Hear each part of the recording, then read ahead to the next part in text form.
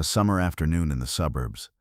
The last light stretched long and gold across the concrete, as if the heat of the day was being poured out in slow motion. At Pump 4, Marcus Brown stood beside his old green pickup, work shirt soaked through from a day in the garage. Oil stains clung to his hands like shadows that soap couldn't wash away. He kept his eyes on the numbers ticking up, counting how far 10 crumpled dollars would take him this week. Then a voice cut through the hum of engines, sharp, high, frantic. "My bag! Somebody took my bag!" He turned. At Pump 6, a blonde woman in a cream suit stood beside a white SUV, scanning the lot like a hawk. Her eyes locked on him. "Him! He was hanging around my car!" Marcus's reply was low, steady. "I didn't touch your car." She closed the distance in clicking heels, grabbed his collar, perfume stinging the air. "Don't play innocent." He stepped back, hands pushing her away, just enough for her to regain her balance. She spun to the bystanders, voice rising. "He's running! They never know when to stop!" Phones came out. Parents pulled children closer. The look settled on Marcus, the one that decided his guilt before hearing a word. Within minutes, sirens wailed.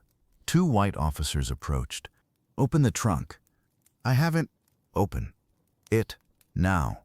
Marcus unlocked it. The younger officer reached inside, pulling out a black leather purse glinting with gold jewelry and cash. The woman lunged, clutching it like a trophy. "All here. Everything's here." The older officer's gaze iced over. "You're under arrest for theft and assault." Cold metal snapped shut around his wrists. Laughter and whispers swirled in the heavy heat. Someone muttered, "Knew it, look at him." A phone camera framed his face. No anger, no fear, just a still, fogged lake that gave nothing back. And there, under the sinking sun, Marcus Brown, fresh off a day's work on his way home, was taken away in cuffs. Marcus Brown was not the drifter or petty thief that cruel rumors would soon stitch together online. He was the lead mechanic at Baker's Auto Repair. Wait a second. If you liked this video, please like, comment, and subscribe. It really helps us. An old garage in the east side. Nothing fancy, just a corrugated roof, the thick smell of oil and the clang of tools echoing all day. But to Marcus, it was the one place that felt steady. He'd come there 3 or 4 years ago, after drifting between odd jobs. From day one, he won customers over, always wiping his hands before touching a quote sheet, explaining every repair clearly, never inventing fake problems for profit. Some regulars, mostly truckers and delivery drivers, trusted him enough to leave their keys and walk away. Sometimes, when a job was done faster and better than expected, Marcus got tips. He never asked, but if they came, he'd fold the bills neatly and drop them into a tin on the shelf, a quiet reserve for lean days. But his appearance made him an easy target for prejudice. Nearly 6'3", broad shoulders, steel-hard arms, and a sharp-boned face. His coveralls were nearly always smeared with grease. Sweat ran down his neck into the heavy fabric while he worked. To some, that was the look of a hard-working man. To others, it was the look of someone rough, a judgment made on skin color and trade. Even in the garage, respect wasn't universal. A few white coworkers treated him like a shadow, shoving the dirtiest, hardest jobs his way, scraping mud-caked undercarriages, hauling out trash soaked in used oil, covering late-night shifts alone. Sometimes they'd hide his tools, pretending innocence. "Looking for your wrench? Guess you left it somewhere." Marcus didn't react. He'd just look elsewhere or grab another, not because he lacked anger, but because he'd learned to cage it. It hadn't always been that way. Back at Harrison Technical Institute, one of the top trade schools, Marcus had stood out from his first year, top marks, skilled enough to strip and rebuild an engine in hours. That skill, coupled with his skin color, made him a thorn in some white classmates' eyes. They gave him nicknames tied to race, mocked his voice, pushed at his patience. Marcus didn't bow. He spoke back. Sometimes, when pushed past his limit, he shoved back. And that defiance made some of them provoke him more, just to see how the black guy would react. Those years felt like walking a tightrope, pride and principle on one side, the risk of being cast out for refusing silence on the other. That youth built the calm shell he carried now. a shell over old, quiet scars. When the police pulled the purse from Marcus's truck at the gas station, the white woman seized her moment. She stepped forward, clutching it like a living witness. "All mine. Cash, my Cartier set. Papers, everything's here." Marcus's mouth opened, but his denial dissolved under the hiss of phone cameras and the flash of someone's lens. The older officer read him his rights. Cold steel bit into his wrists. The woman stepped back, her eyes glinting like she'd won something. Whispers spread immediately. "Told you! You can tell just by looking!" On a live stream, a young woman tilted her phone toward him. Black. Well, you know. By the evening news, the story had shrunk to a one-sided clip. Black man arrested for suspected theft and assault of an elderly white woman at a gas station. On social media, cut-down videos. Only the cuffs, only her tearful clutch of the bag, spread like wildfire. The comments poured in. "Can't change what's in the blood. Black is black." In one sweltering afternoon, everything Marcus had built, his name, his customers' trust, the peace he'd fought to keep, was swept away, leaving only a cold, heavy void. Right after the cuffs snapped shut at the gas station, Marcus Brown was hauled straight to the county jail. The short ride from the outskirts to downtown felt endless. Outside the window, sirens wailed. Inside, the stale leather seats and cold tang of metal cuffs pressed against his wrists. The two white officers in front spoke only in clipped bursts over the radio, as if the man behind them existed only as the suspect. The jail was a block of gray concrete, iron doors and bleach-scented corridors. The moment he stepped inside, eyes followed him. Some inmates slumped over cafeteria tables, others leaning against walls, a few whistling in mockery. Fresh meat.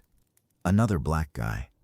The tone, half smug, half contempt, was something Marcus had heard too many times to flinch from, though it never stopped cutting. They shoved him into a narrow cell with stained walls and two hard bunks.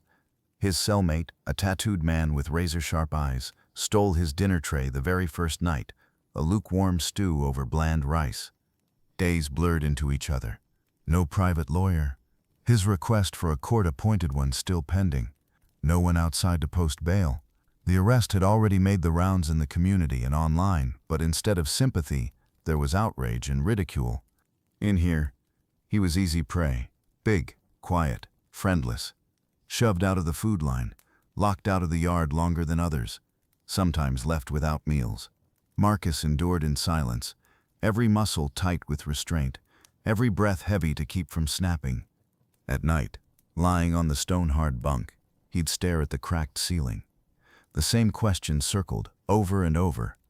What did I do to deserve this again? The court came sooner than expected. That morning, the sky hung low with rain clouds. Shackled and wearing a faded white shirt and sagging slacks from the jail, Marcus walked into the county courtroom, wrist marks still red from the cuffs. Across the aisle, Patricia Whitmore, 52, swept in as if it were a runway.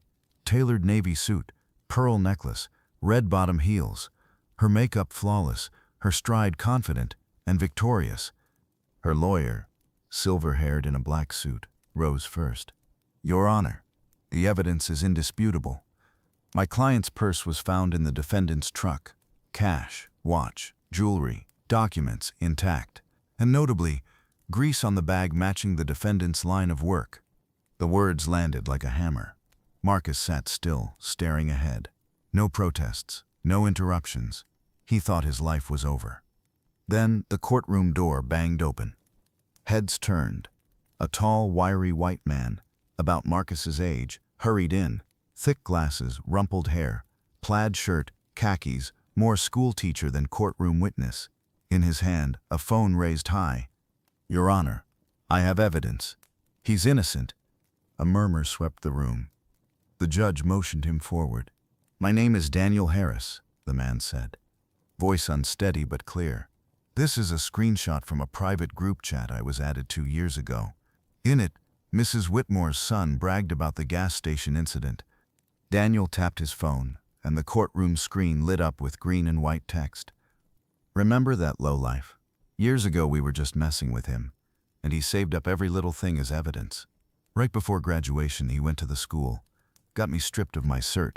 The other day I saw him at the gas station with Mom. I told her. She came up with a plan to nail him right there. Served him right. The air seemed to freeze.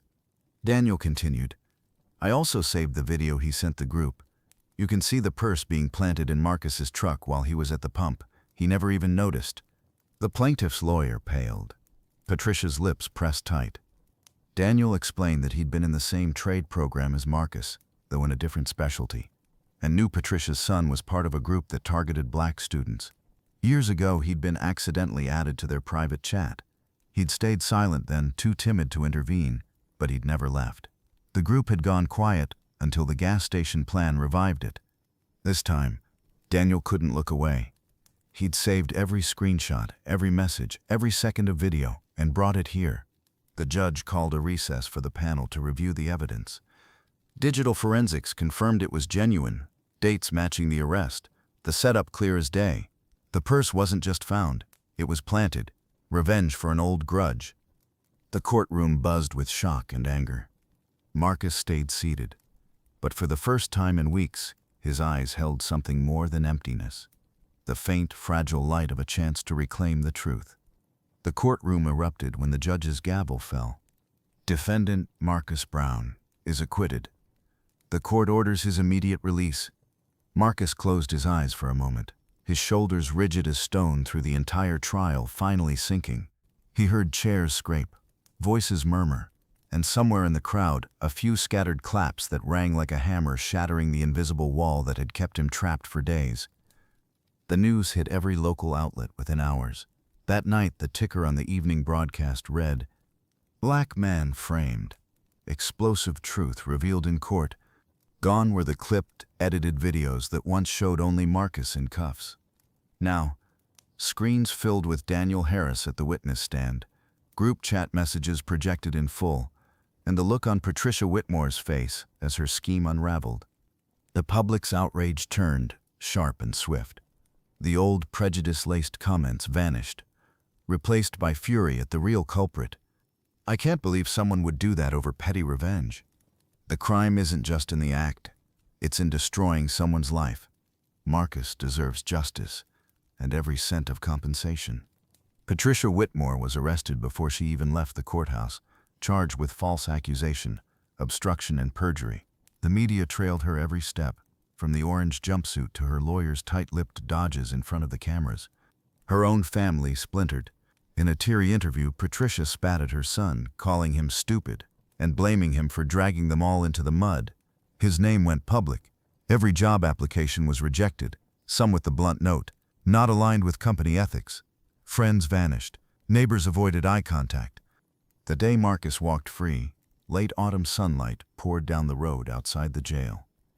He stepped out in the same worn clothes he'd been arrested in, but his stride was lighter than when he'd walked in. Then he stopped. Leaning against the iron fence stood Daniel Harris, the tall, bespectacled man in a plain gray sweater, holding a paper cup of coffee that still steamed. Marcus hesitated, then crossed over. "I don't remember knowing you. Why did you help me?"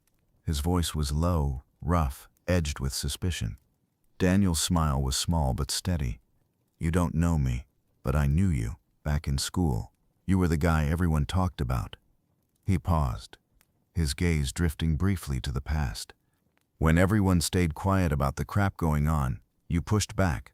They hated you because you wouldn't bow your head. I admired that. I just wish I hadn't stayed silent for so long." Marcus said nothing.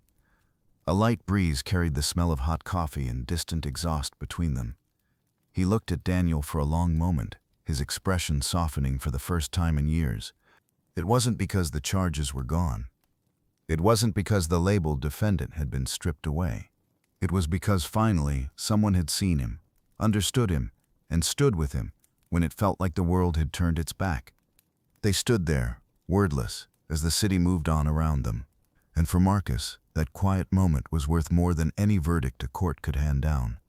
Messenger, justice isn't just the dry language of the law. It's the courage of those who choose to speak the truth when silence would be easier.